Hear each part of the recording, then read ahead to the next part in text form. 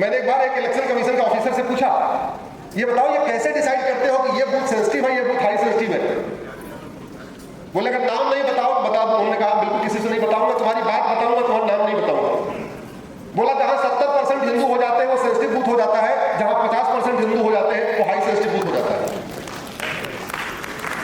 थोड़े बड़ा सिंपल सा फार्मूला। मैंने उससे पूछा, हमने कहा ये कैसे डिसाइड करते हो कि ये वाला सेंसिटिव है, ये वाला हाई सेंसिटिव? बोला सीधा सा फंडा यही है, हम तो उस वार्ड की, उस मोहल्ले की, उस विधानसभा की, उस लोकसभा की टोटल डेमोग्राफी काउंट करते हैं, वोटर लिस्ट हमारे पास होती है, वार्ड वाइज हम बूथ वाइज देखते हैं, जहां 70% आंकड़ा आ गया वो सेंसिटिव, जहां 70 से भी नीचे आ गया, 50 से 70 के बीच में आ गया हाई सेंसिटिव। हमने कहा ये बताओ जहां 50 से भी नीचे आ गए वहां क्या करते हो? बोले उसके लिए भी हमने टर्म डिक्लेयर नहीं किया, क्या करें उसको? 50 से नीचे वाले बूथ भी तो है, 40% वाले भी बूथ है, 30% वाले भी है, 20% वाले भी बूथ है। भारत बहुत गंभीर खतरे की तरफ जा रहा है। मेरी पीआईएल चल रही है जिसमें मैंने आंकड़ों के साथ बताया है सुप्रीम कोर्ट में, और आपकी राज्य सरकार भी इसमें पार्टी है। आपकी राज्य सरकार ने अभी तक अपना जवाब नहीं दाखिल किया वो क्या करने वाली है कि भारत में 6 करोड़ पाकिस्तानी, अफगानिस्तानी, रोहिंग्या, बांग्लादेशी इस समय रह रहे हैं। कितने रह रहे हैं? 200 बोलिएगा। ऑस्ट्रेलिया की जनसंख्या 2 करोड़ है, हमारे यहाँ कितने घुसपैठिए हैं? कनाडा की जनसंख्या 4 करोड़ है, हमारे यहाँ कितने घुसपैठिए हैं? 6 करोड़। अरब की जनसंख्या 1 करोड़ और हमारे यहाँ कितने घुसपैठिए हैं? कुवैत, अबू धाबी मिला के 1 करोड़ है, हमारे यहाँ कितने घुसपैठिए हैं? कितने? जरा जोर से बोलिए। 6 करोड़। भारत सुरक्षित हो रहा है या असुरक्षित हो रहा है? जोर से बोलिए। प्रतिवर्ष अभी गृह मंत्रालय का एक आंकड़ा आया, प्रतिवर्ष 5 लाख बहन बेटियां गायब हो रही हैं। 5 लाख, और इसमें 5 लाख में से 3.5 लाख लफ्ज़-ए-हाथ का शिकार हो रही है। 3.5 प्रतिवर्ष का मतलब 1000 पर डे। ये हमारे लिए अच्छा है या बुरा है? खतरे की घंटी है कि नहीं? जोर से बोलिए।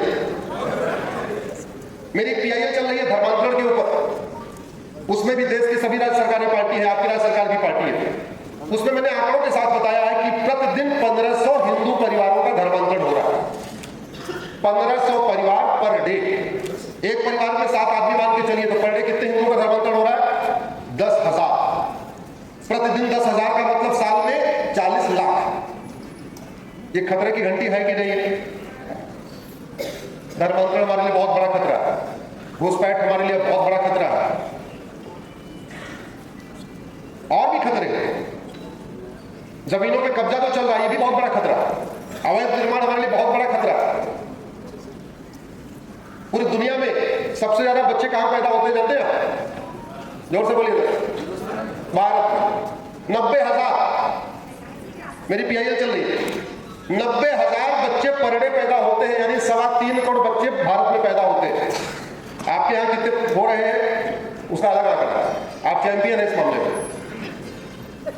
3.25 करोड़ बच्चे 5 साल में कितने हो गए? 16.5-17 करोड़। सरकार जब तक 2 करोड़ घर बना के देती है 10 करोड़ बेघर पैदा हो जाते हैं। सरकार 2 करोड़ लोगों को रोजगार दे पाती है, 10 करोड़ बेरोजगार पैदा हो जाता है। जंगलों पे कब्जा हो रहा है, नदियों पे कब्जा हो रहा है, पहाड़ियों पे कब्जा हो रहा है, एयरपोर्ट के किनारे कब्जा हो रहा है, हाईवे के किनारे कब्जा हो रहा है, बस स्टैंड के किनारे कब्जा हो रहा है, रेलवे स्टेशन के किनारे कब्जा हो रहा है। सवाल ये है, ये जो कुछ भारत में चल रहा है ये अरब में होता है क्या? जोर से बोलिए। दुबई में होता है, कुवैत में होता है, बहरीन में होता है, सिंगापुर में होता है। इसका मतलब समस्या लाइलाज नहीं है। अगर भारत को सुरक्षित बनाना है तो सबसे पहले भारत में 1 वर्ष के अंदर मुकदमों का फैसला शुरू करना होगा। जब तक कानून का खौफ नहीं पैदा होगा भारत सुरक्षित नहीं होगा। 3-4 साल पहले कोरोना आया था। कोरोना के समय कोई चोरी हो रही थी क्या? जोर से बोलिए जरा। क्योंकि चोर के मन में खौफ था, हाथ लगाऊंगा तो मर जाऊंगा। कोरोना के समय में कोई झपटमारी हो रही थी क्या? नहीं। चोर के मन में खौफ था, मोबाइल छीनूंगा, चेन छीनूंगा, बैग छीनूंगा, हाथ लगाऊंगा तो, जोर से बोले, हाथ लगाऊंगा तो मर जाऊंगा। कोरोना के समय में हत्या हो रही थी क्या? नहीं। उसके मन में था जिसकी हत्या करने वाला हो कहीं उसके अंदर कोरोना ना हो, हाथ लगाऊंगा तो मर जाऊंगा। कोरोना के समय में बलात्कार की घटना बंद हो गई थी, क्यों? मन में खौफ था, किसी बेटी को हाथ लगाऊंगा, क्या पता उसको कोरोना हो, मैं मर जाऊंगा। कोरोना के समय में सारे अपराध खत्म हो गए थे। क्यों? क्योंकि मन में खौफ था। मैं भारत में ऐसे ही कानून का खौफ पैदा करना चाहता हूं। मैं भारत में कानून का खौफ पैदा करना चाहता हूं कि भारत की बाउंड्री के अंदर घुसने से पहले रोहिंग्या, बांग्लादेशी, पाकिस्तानी, अफगानिस्तानी 100 बार सोचे कि अगर अंदर गया तो मर जाओ। मैं भारत में कानून का खौफ पैदा करना चाहता हूं कि साम दाम दंड भेद द्वारा किसी हिंदू को धर्मांतरण कराने से पहले वो जमाती, वो मिशनरी, वो जो भी है, उनके मन में खौफ होना चाहिए। अगर धर्मांतरण कराऊंगा मेरी प्रॉपर्टी भी जब्त होगी, मेरी नागरिकता खत्म होगी और मुझे कम से कम 20 साल में जेल में सड़ना पड़ेगा।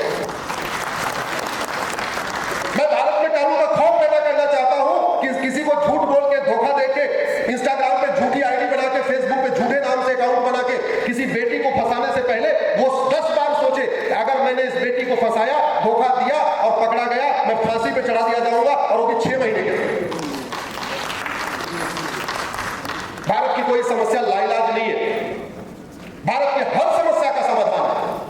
भारत की कोई भी समस्या विश्वव्यापी नहीं है। भारत की कोई भी समस्या लाइलाज नहीं है। समाधान करना पड़ेगा। इसलिए आज मैं कलकत्ता से one nation one judicial system के लिए एक आवाज दे रहा हूं। यहां माननीय सांसद भी बैठे हुए हैं। अब समय आ गया है कि भारत में जस्टिस विद इन ईयर लागू किया जाए। कानून का खौफ तभी पैदा होगा जब जुडिशियल सिस्टम बदलेगा। ये अमेरिका का फेडरल पिनल कोड है। हमारे यहाँ इंडियन पिनल कोड चलता है, अमेरिका में फेडरल पिनल कोड। अभी तो आईपीसी बदल गया, अभी तो बीएनएस आ गया। डिफरेंस क्या है? हमारे यहाँ 50 अपराध के लिए 50 कानून है। अमेरिका में केवल एक ही कानून है, इसका नाम है फेडरल पिनल कोड। हमारे यहाँ जितने अपराध उतने कानून। घूसखोरी का अलग कानून, जमाखोरी का अलग कानून, मिलावटखोरी का अलग कानून, कालाबाजारी का अलग कानून, नशा तस्करी का अलग कानून, मानव तस्करी का अलग कानून, आतंकवाद का अलग कानून। ठीक है, उसके बाद इधर आ जाओ, लव जिहाद का अलग कानून, धर्मांतरण का अलग कानून, घुसपैठ का अलग कानून। दुनिया भर के कानूनों का पूरा मकड़जाल बना रखा है। इतने कानून बने हुए हैं कि कई बार तो जज भी भूल जाते हैं, कई बार तो वकील भी भूल जाते हैं। इतने कानून का मकड़जाल बना रखा है कि वो बेचारा 10वीं पास 12वीं पास कांस्टेबल समझ में नहीं आता कौन से कानून की कौन सी धारा लगाऊं। अल्टीमेटली शुरुआत कहां से होती है? थाने से। एफआईआर कौन दर्ज करता है? कांस्टेबल। वो कितना पढ़ा लिखा है? 10वीं या 12वीं?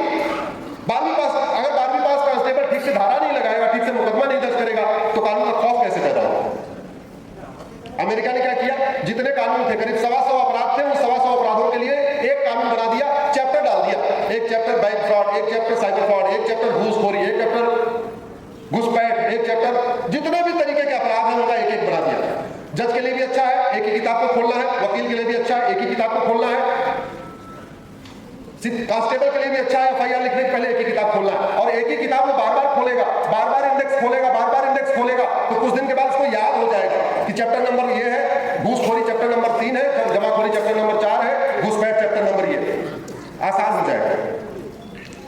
दूसरा, भारत को सुरक्षित बनाना है तो सबसे पहले हमें पुलिस व्यवस्था बदलनी पड़ेगी। 1861 में अंग्रेज जो पुलिस एक्ट बना के गए थे वो अभी भी चल रहा है। नतीजा यह है, हर राज्य की पुलिस अपने अपने तरीके से बिहेवियर करती है। पूरे देश की पुलिस एक जैसा काम कर रही है क्या? जोर से बोलिए जरा। और पूरे देश की पुलिस को जो वेतन मिलता है वो एक ही काम के लिए मिलता है, अलग अलग काम के लिए मिलता है? एक ही काम के लिए। पूरे देश की पुलिस को जो वेतन भत्ता मिलता है, या कप्तान को गाड़ी बंगला मिलता है, या कमिश्नर को गाड़ी बंगला मिलता है, वो एक ही काम के लिए मिलता है। भारत सुरक्षित रहे, जनता सुरक्षित रहे, समाज सुरक्षित रहे। लेकिन क्या बिहेवियर एक ही है क्या? आपके यहाँ की पुलिस और उत्तर प्रदेश की पुलिस एक जैसा काम कर रही है क्या? आपके यहाँ की पुलिस बुलडोजर लेके घूम रही है क्या? इसलिए एक यूनिफॉर्म पुलिस कोड लागू करना पड़ेगा, यूनिफॉर्म जुडिशियल कोड लागू करना पड़ेगा। देश के सारे जज एक जैसा काम करें, देश के सारे जज टाइम बाउंड जस्टिस करें, तारीख पे तारीख देने की बजाय मुकदमों का फैसला करें, तब जाके कानून का खौफ पैदा होगा। पहले मैं कहता था न्याय बिकता है, कोई मानता ही नहीं। ये तो अच्छा हुआ इस बार होली पे दिल्ली में जज साहब के घर में चिंगारी पहुंच गई और उसके बाद बोरी भर भर के मिली है। आप लोगों ने देखा नहीं टीवी पे? पता नहीं किसकी बोरी थी, किसी आतंकवादी की बोरी थी, किसी माओवादी की बोरी थी, किसी नक्सलवादी की बोरी थी, किसी जासूस की बोरी थी। भाई ईमानदार सही आदमी